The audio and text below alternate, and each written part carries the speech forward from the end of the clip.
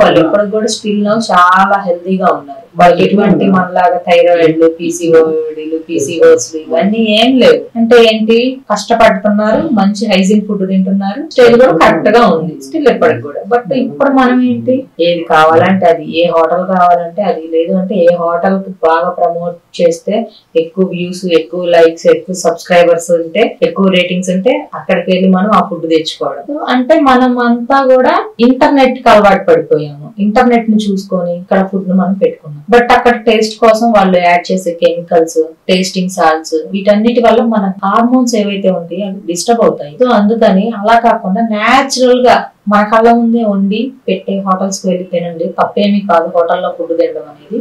But కాకపోతే ఎటువంటి కలపకుండా నేచురల్ గా వండుకోండి. వెరీ వెరీ టేస్ట్ గా ఉంటది. బట్ కాకపోతే అది మనం వండుకునే విధానంలో బట్ వాళ్ళు యాడ్ చేసే కెమికల్స్ లో ఉంటది. ఇది తినే ఫుడ్ లో మనకి వచ్చే ప్రాబ్లమ్స్.